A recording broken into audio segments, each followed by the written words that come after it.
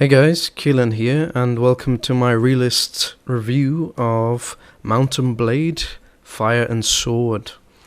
Of course, named after the cult novel Fire and Sword by the Nobel Prize winner Henry Sienkiewicz. Can't pronounce his name, but oh well.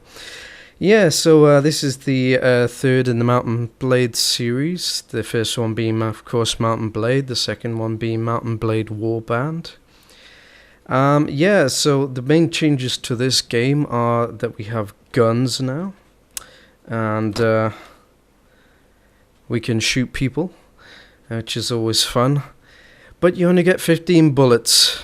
Here I am nitpicking already. Can you tell this is going to be a good review?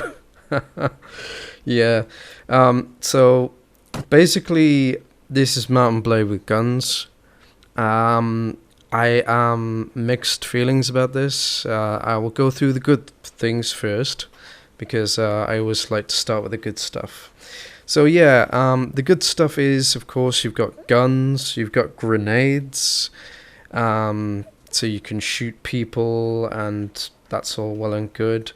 As usual, you start off on your own. I've been playing for a little while, so I have a small posse of men, as you can see here. I've got 7 men at the moment, which you can see by clicking on the party menu, and you can see I've got 7 mercenary musketeers. Another good thing about the game is that it has a new multiplayer that allows, it has 15 new maps, and it has a nifty new mode called the Captain Team Deathmatch, which gives each player a squad of bots up to about 24 to command, and these bots are controlled in the same way as a single player, and it enables player to stage massive battles. And I think it's a really good historical reenactment with this kind of system, so I'm really looking forward to trying out some multiplayer later on. The only little sorry to go into critique so early with the, I'm supposed to be going over good points, but really bad point with multiplayer. Why can't we have co-op multiplayer?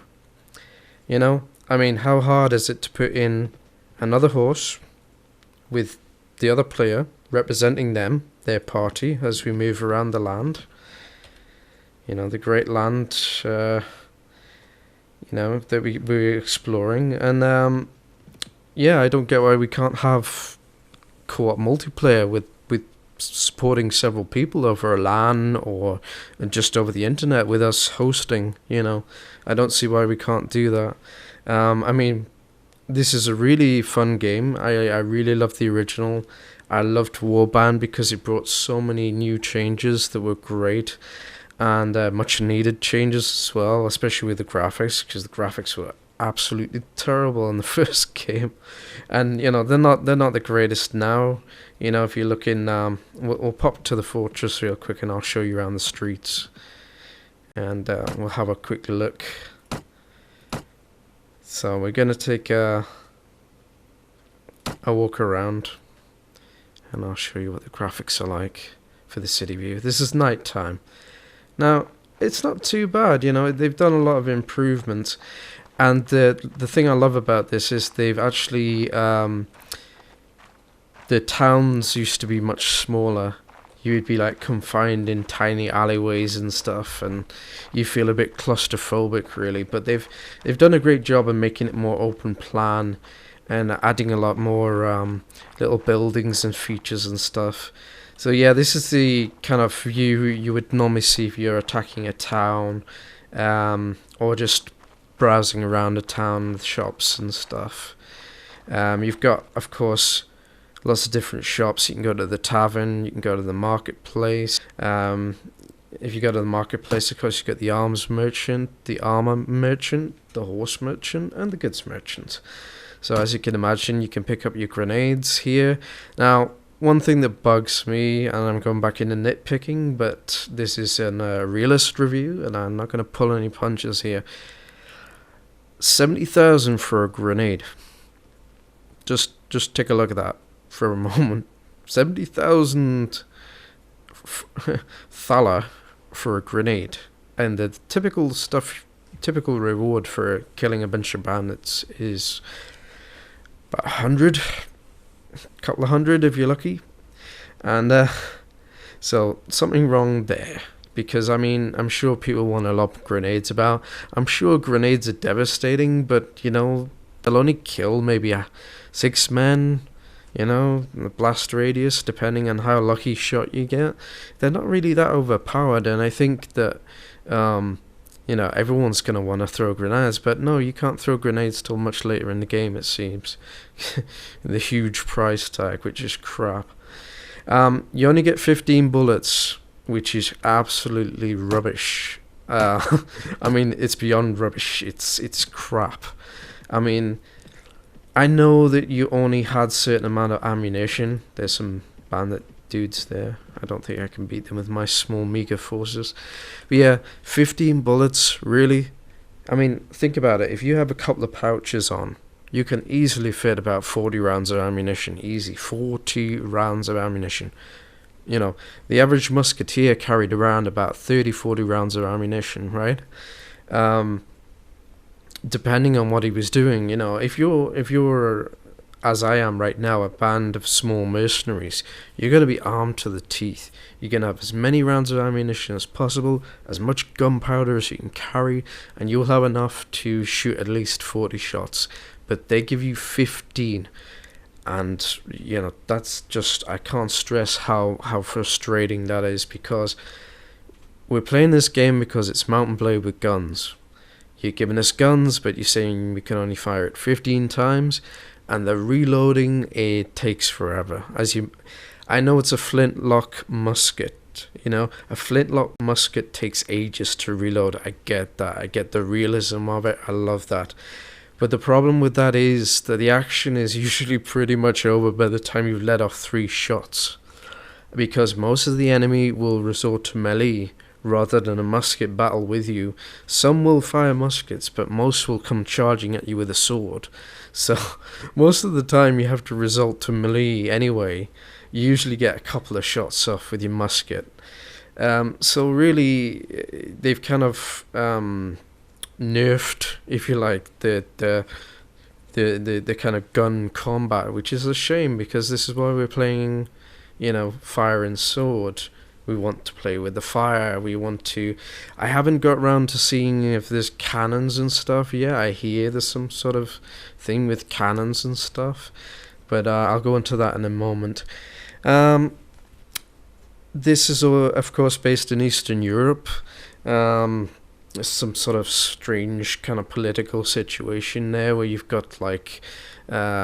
Moscow, and kind of you've got the Russians there, you've got the Swedish, you've got the Teutonics, which I believe were like up near Germany, kind of Estonia and that kind of area. I mean, basically it's Eastern Europe, right? And you're going around and you're offering yourself as a sellsword, as a mercenary to begin with. Then eventually, once you proved yourself, you can work your way up and become a vassal of the Lord, and then he'll give you little villages and stuff, and you can run your own village. I gather that the village system is changing, that you can make your own laws, set your own taxes and things like that. That is a great improvement. I applaud that, and that's going to make it a lot more fun. Yeah, so anyway, I'm going into lots of different things here, so I'll go through the basics just real quick. I'm not going to go too in depth because there's no need to, really. I'll bore the pants off you, you know. If you like kind of it's not really an RPG, it's kind of like Sid Meier's Pirates is the nearest thing I can think of is like it, you know.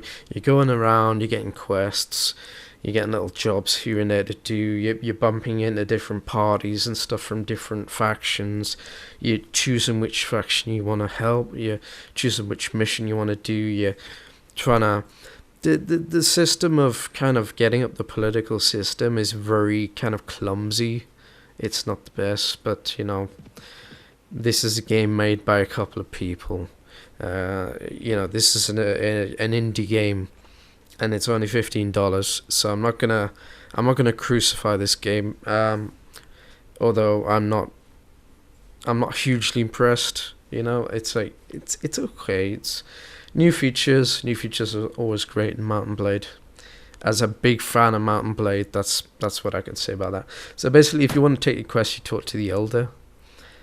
and it tells you what your relation is with them, and that improves as you do jobs for them, like any other kind of reputation in scale. And you say, have you got any tasks? He hasn't got any tasks for us today. You can buy supplies, food, buy some cattle. Sometimes you need cattle for different missions and stuff, or you can just buy them and slaughter them. You can buy food for your party. Your party consumes food. Variety food improves the party's morale. And again, just a quick view of the inventory. As you can see, you can have a couple of weapons. Bludgeon is good because you can knock people out with it, and you can sell the prisoners, which I always have fun with. Although I must say the bludgeons in this game, the blunt weapons that you use to knock people out, they're often so weak that you spend ages trying to knock people out. Sometimes when you get a better horse, it's easier just to run them over, because that does the same thing, it knocks them out. Anyway, so yeah, 15 bullets. I mean, look at that. I still can't get over that, guys. Sorry. So yeah, when you're in a village, you can take a hostile action. You can force them to give you supplies. You can steal their cattle. You can loot and burn the village. So when you loot and burn the village, you get a lot of money, a lot of supplies. But the downside is you lose reputation with whichever warlord owns it. You can also lose reputation with the faction as well, and you can become an outlaw. That way, if you get too low a reputation, if they see you, like a party like this, if you were lower reputation with these guys, they would actually try and hunt you down if they saw you. So it can be a lot of fun being outlaw, but really there's not enough options for my liking for outlaws and criminals. You really miss out if you choose that path. That brings me on to the subject of roleplay and the subject of the RPG element of the game. It was very slim to begin with, but now it's even slimmer because they've cut out the story mode. There was a story mode, a very crude one, where you picked kind of where you came from, what you're about. You're a merchant's son, or you were a knight's son, or you were a disgraced noble. You had like this kind of option to pick what you were, and that gave you your attributes at the start of the game. Now I get why they got rid of that. They got rid of it so you could pick your own, but at the same time they've almost entirely removed the story of the game, and you do pick it up when you start taking quests from the nobles and stuff. But even then, all you're doing really is capturing cities and towns and fighting wars on the behalf of nobles, which is good if you like kind of mounted combat. But after a while, you're just basically doing the same thing over and over and over and over again. See, like this guy, you can come talk to him. I just passed him, and he's from the pink faction, whoever they are. So you can, as it tells me, he's a noble of the Cossack Hetmanate, apparently. So you can ask him if he's got any tasks. I must send a letter to Colonel Ivan Bogan, who should currently be at Bratslav. If you will be heading in that direction, would you kindly deliver it to him? The letter must be in his hands within 30 days. So yeah, that's a typical quest, guys. Going from A to B, that's how you start out.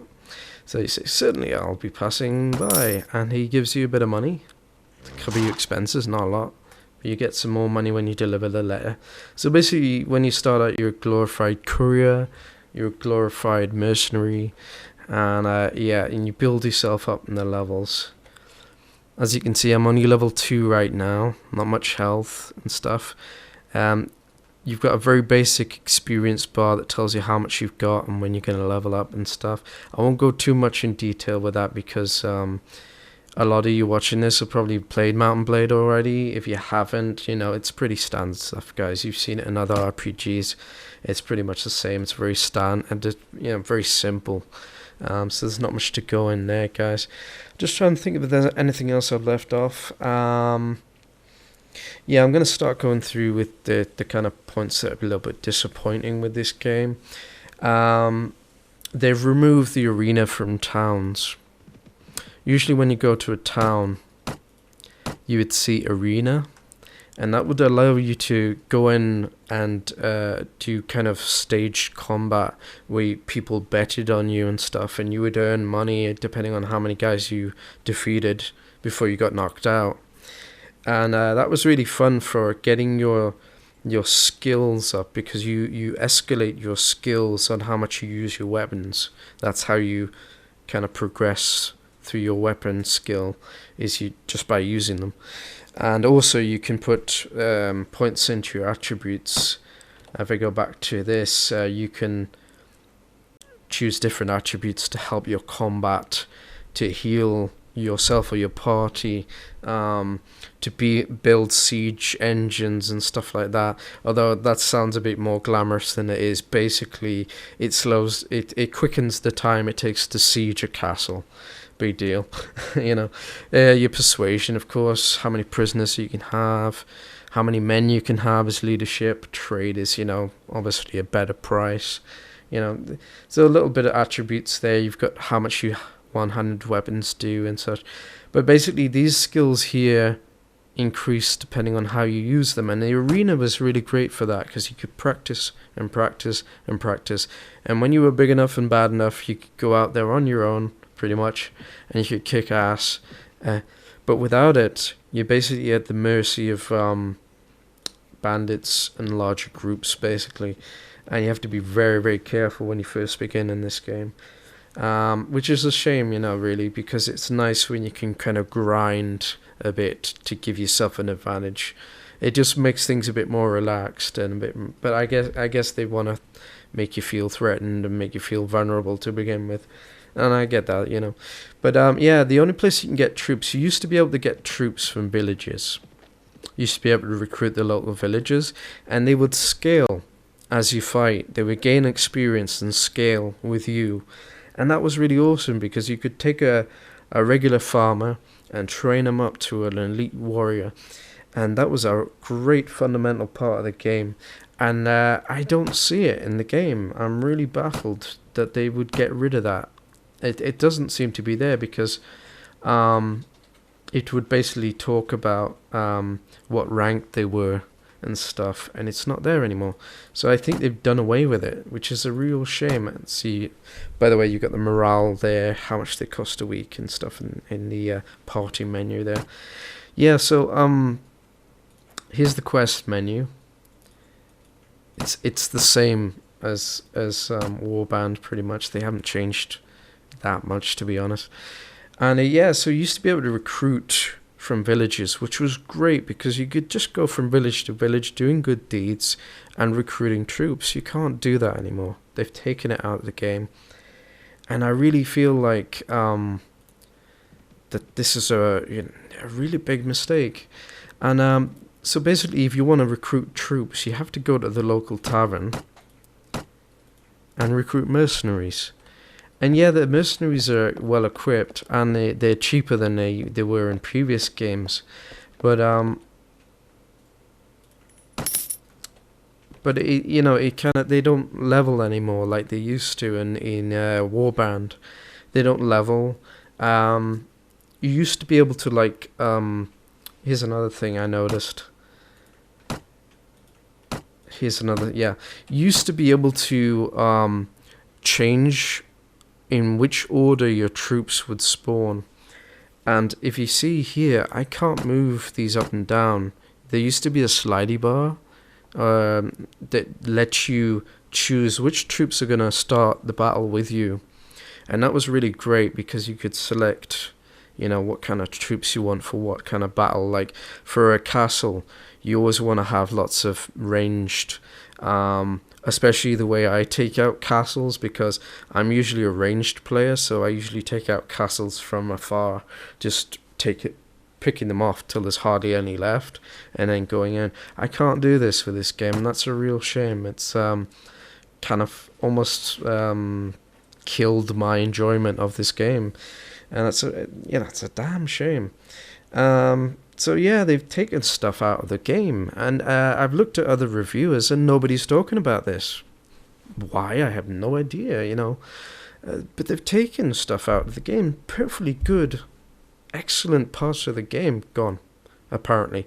Unless you get it later on. I don't know yet, but I will give you an update on that, guys. I'll let you know if I find it, or if you know, leave something in the comments. I'm always happy to be told, you know, when I'm wrong. You know, I don't mind if you want to put something out. That's great. Yeah, so that's pretty much the game. I'll just show you a bit of combat right now. I'm probably going to get pwned because I'm massively outnumbered, but yes, like, we are free, and from now on, we fight only for ourselves. Now give us your silver or taste our steel. That's my crappy accent. Anyway, let's attack. So let me just show you the combat. First of all, I'm going to tell everyone to hold their position right here.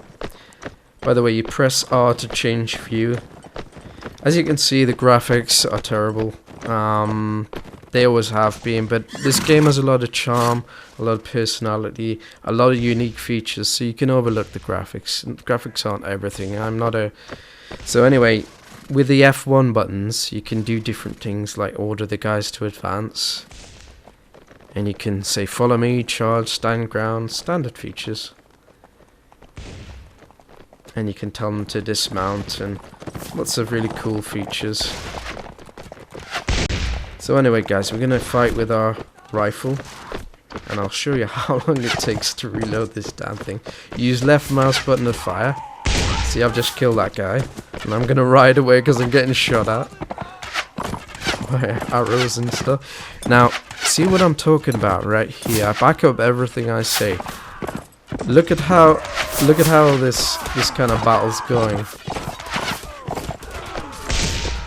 Right. We're gonna watch now how long it takes for me to reload. Now again, I guess I get that it takes a long time to reload a flintlock, and I don't fault it on that.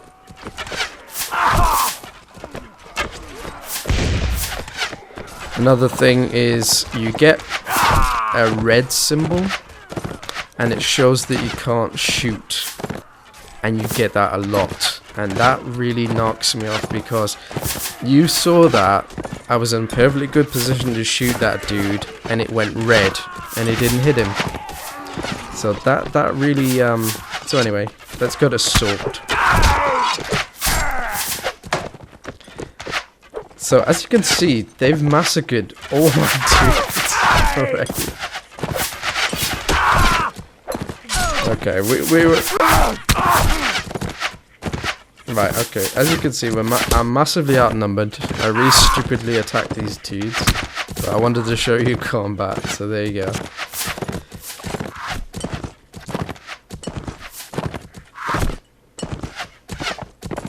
So I'm very sure I want to retreat because they've just wiped me out. So that's how hard it is, guys. And this is at the beginning of the game, right? 30 men, armed to the teeth with bows, and they just obliterate. I had 18 guys, and because they had bows as opposed to guns, they won the battle very quickly. So you can see there's a very big imbalance between the guns and the bows in this game. Now, I don't mind that so much because I'm a bowman myself. I love shoot. I'm going to upload a montage later on. But yeah, I'm going to wrap this up now, guys. So, massive imbalances in this game. They've taken features out of the game that were good. The firearms don't have enough ammunition to make them worthwhile. The reloading rate, I pray, will change depending on your skill. Hopefully it gets faster. I'm sure it will do, but starting this game and starting out in this game is very difficult. This is on easy, guys. Easy mode. And I've played this game to death. And I've taken over on hard mode in Warband. So I'm finding this a little bit tricky. So the average beginner to this game is going to find it very difficult. and I think that's going to put people off, and I'm really worried about that. I think you really need to go easy on people when they first start the game. You know, give them a bit of advantage, give them a bit of chance to skill up, you know, with the arena and stuff, but they've taken it all away for some reason. I really like the changes with the your own laws, your own taxes, more control over these villages and cities that you take, which is excellent. I want to see more of that. You know, make it. I always thought this game is ideal that you could incorporate parts of like civilization and stuff, and incorporate little bits from other games that are really nice. And you could make this game so much more than it is right now. And it is a fun game, and it is fun to play, and I played it for so many hours. That's another warning for you guys. If you want to play this game, it's going to take a lot of your time. It burns through time, it really does. More than any other game bar MMOs and stuff, you know, it's just a time vampire, this game.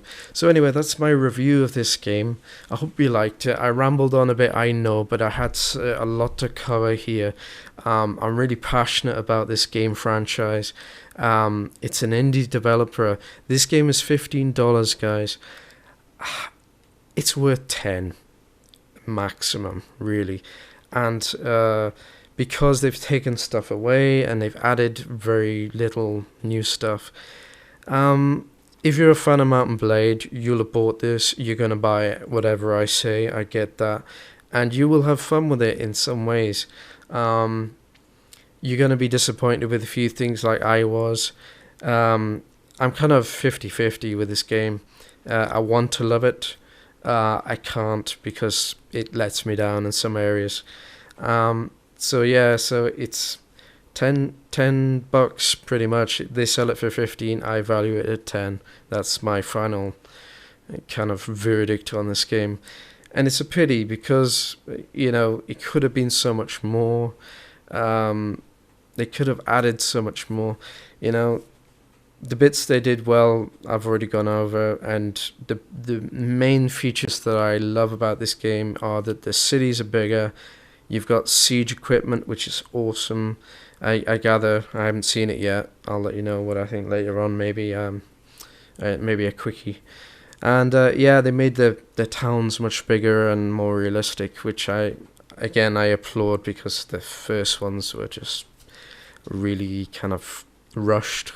It felt rushed. It still feels rushed on this release, and I really don't know why. It just feels like they're trying to get more funding for a better game. So, from that perspective, this is a really great game franchise. I really want to see it expand and become better. So, by all means, support this game franchise and help them to make a more sophisticated game.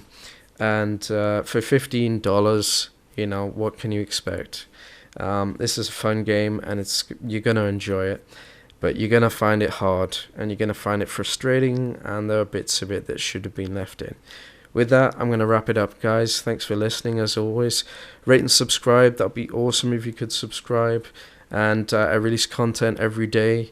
Not all as long as this. This is a special long review for this game because it's one of my favorites. So, you know, I do pick favorites from time to time, and this is one of my favorites. So, yeah, thanks for joining me, guys, and I'll see you next time.